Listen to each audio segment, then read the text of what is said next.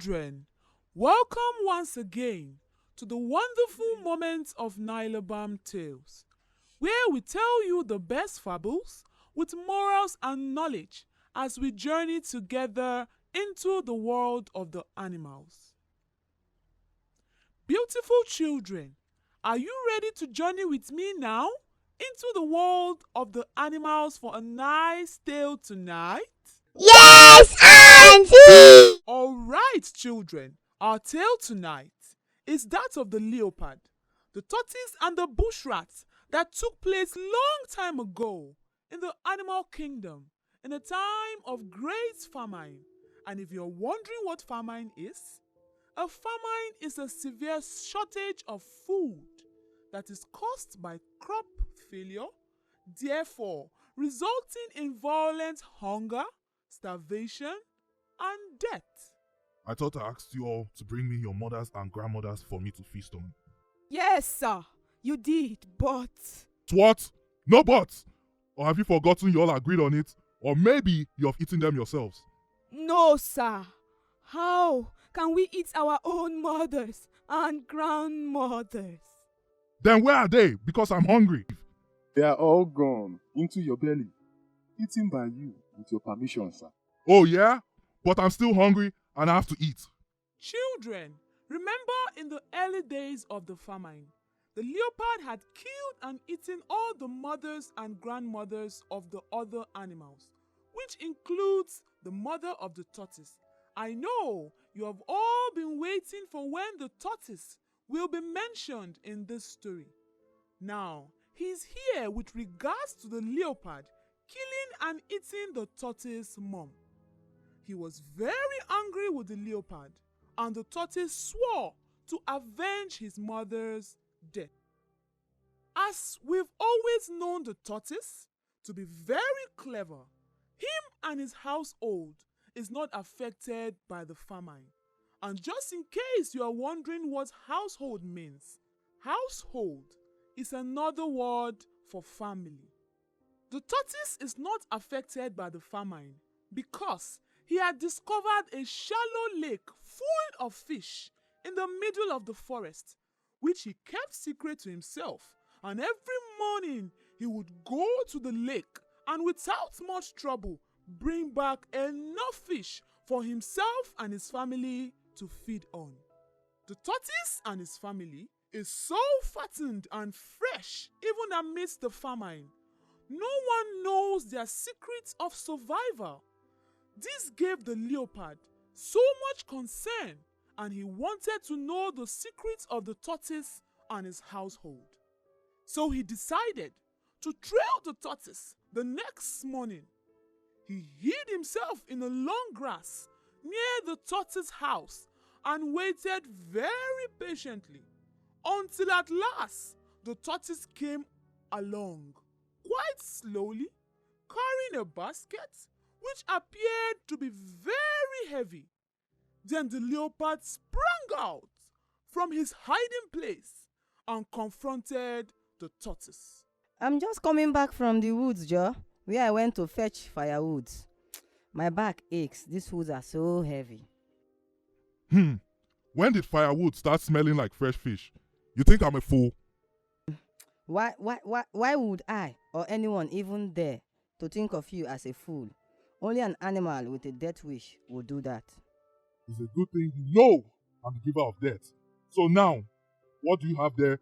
Fish or wood?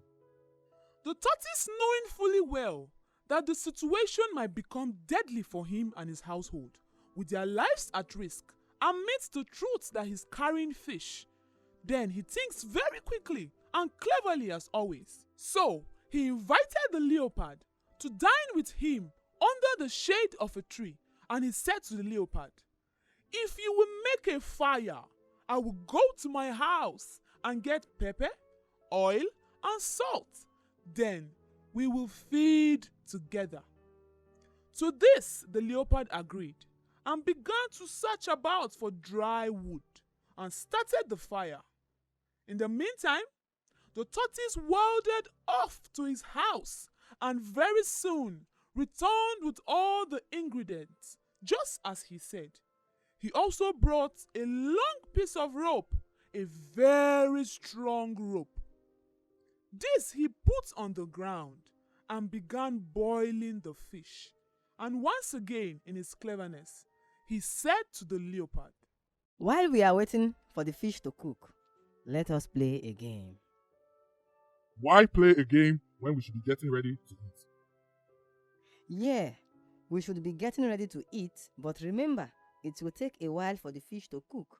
And if we just sit and wait, it might seem longer to cook. But with us playing a game, before you even know it, the fish will be ready. I agree with you. So what game are we playing? The game is called Loose and Tight, and the rule is reverse of the word. We are going to tie one another up to a tree. When the word tight is said, it means loosen the rope. And when the word loose is said, it means tighten the rope. And the tortoise was wise enough to be the first to be tied to the tree. He stood with his back to the tree and said, "Loosen the rope." And the leopard, in accordance with the rules of the game, began to tie up the tortoise. In no time, the tortoise shouted out, "Tighten!" And the leopard at once unfastened the rope, and the tortoise was free. Now, it's the leopard's turn. The leopard stood up against the tree and called out to the tortoise to loosen the rope. And the tortoise at once, very quickly, passed the rope several times around the leopard and tied him to the tree. Then the leopard said, "Tighten the rope." But instead of playing the game in accordance with the rules, the tortoise ran faster and faster with the rope round the tree and had the leopard so securely fastened that it was quite impossible for him to free himself. All this time, the leopard was calling out to the tortoise to let him go. So he was tired of the game, but the tortoise only laughed and sat down at the fireside and commenced his meal. When he had finished, he packed up the remainder of the fish for his family and prepared to go. But before he started, he said to the leopard, You killed and ate my mother. As if that was not enough, you still have the effrontery to come before me, wanting to bully me over my fish. Please, I'm sorry. Forgive me. It was hunger that pushed me to eat my mother. Hunger kill you there. So bad of you. I thought after eating my mom, you will never go hungry again. Nonsense. So you can plead for your life. I shall leave you here to starve and die slowly. Please try and help me. I beg of you. I won't harm you. Please don't leave me to die. The bush rat was very sorry for the leopard, but at the same time, he knew that if he let the leopard go, he would most likely be killed and eaten. So he hesitated and said that the ropes are too strong for his teeth. The bush rat, being rather kind-hearted and having had some experience of traps, sympathized with the leopard in his uncomfortable position. He therefore thought for a time and then hit upon a plan. He first started to dig a hole under the tree, quite regardless of the leopard's cries. When he had finished the hole, he came out and cut one of the ropes and immediately ran into his hole and waited there to see what would happen. But although the leopard struggled frantically, he could not get loose, as the tortoise had tied him up so fast.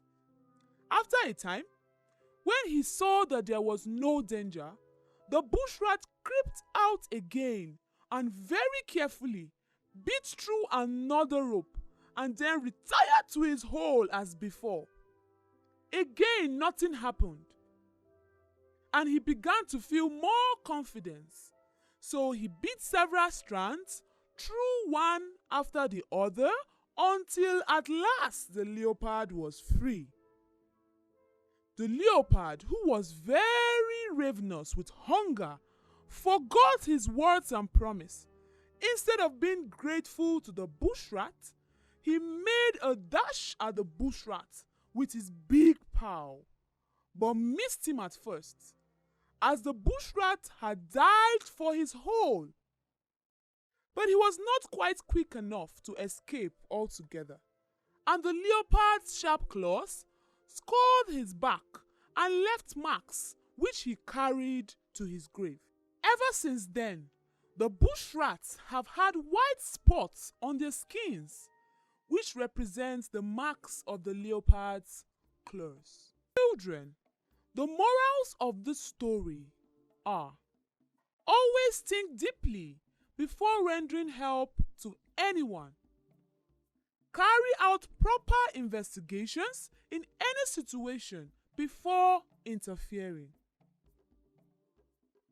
In cases involving two parties, always make sure to hear from both sides. So, until next time, bye-bye!